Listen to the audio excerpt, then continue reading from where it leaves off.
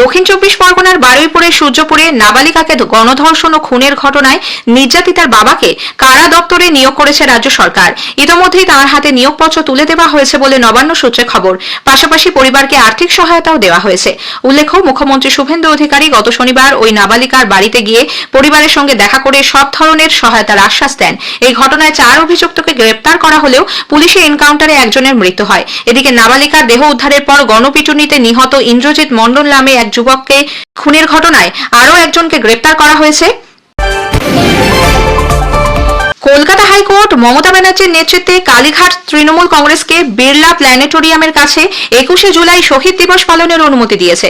দুপুর 12টা থেকে 3:30 পর্যন্ত সর্বাধিক 2500 কর্মী সমর্থক নিয়ে সমাবেশ করা যাবে। এ ব্যাপারে পুলিশকে পর্যাপ্ত নিরাপত্তার ব্যবস্থা করার নির্দেশ দিয়েছেন বিচারপতি সৌগত ভট্টাচার্য। বর্ষিয়ান নেতা কামারহাটির বিধায়ক মদন মিত্র তৃণমূল কংগ্রেসের সমস্ত সাংগঠনিক পদ থেকে ইস্তফা দিয়েছেন। আজ সাংবাদিক সম্মেলনে তিনি মমতাপন্থী তৃণমূল কংগ্রেস ছেড়ে ঋতব্রত বন্দ্যোপাধ্যায়ের নেতৃত্বাধীন বিক্ষুব্ধ শিবিরে যোগ দেওয়ার কথা ঘোষণা করেন। আমি আজকে leader of the opposition official Ritabrata সেই অফিসিয়াল গোষ্ঠীর হাত ধরলাম। আমার মনে দুঃখ নেই, এই কারণে আমি তৃণমূল ছেড়ে যাইনি। তৃণমূলে ছিলাম, তৃণমূলেই আছি। তৃণমূলের অবস্থা যদি এখনই হাল ধরা না যায় তাহলে ভবিষ্যতে কোনোদিন বিজেপিকে হারানো যাবে না। ওই অভিষেক ব্যানার্জিকে দিয়ে বিজেপিকে হারানো যাবে না।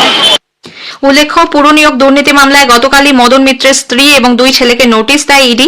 রাতেই এন্টালির বিধায়ক বিদ্রোহী শিবিরের নেতা সন্দীপন সাহার বাড়িতে যান তিনি। এরপরই মদনের শিবির বদল নিয়ে জল্পনা শুরু হয়।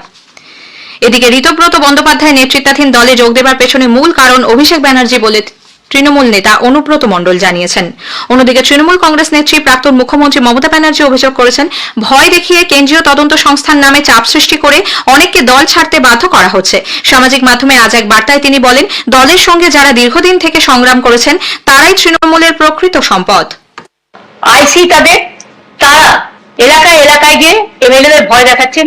আমার যারা অ্যাক্টিভ ওয়ার্কার তাদের ভয় দেখাচ্ছেন। সমস্ত মিউনিসিপ্যালিটি ভেঙে দিচ্ছেন ভয় দেখিয়ে।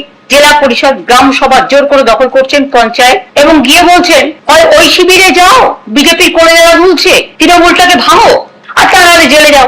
অনেকে জেলেও আছেন। আজকে যদি সেটিং আমি নিজে করে নিতাম তাহলে তো এই অত্যাচার আমাদের সহ্য করতে হতো না, আমার পার্টির কর্মীদের।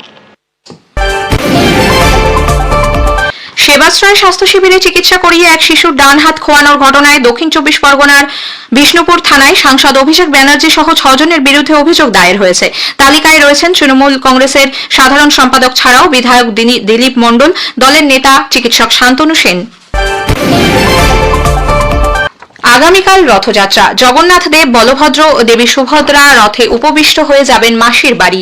ওড়িশার পুরী, রাজ্যের হুগলির মাহেশ গুপ্তিপাড়া, পূর্ব মেদিনীপুরের মহিষাদল, হাওড়ার আন্দুল, বাঁকুড়ার বিষ্ণুপুর, কোচবিহারের মদনমোহন, নদিয়ার মায়াপুরের ইস্কন, কলকাতার ইস্কনে রথযাত্রার জন্য যাবতীয় প্রস্তুতি শেষ পর্যায়ে।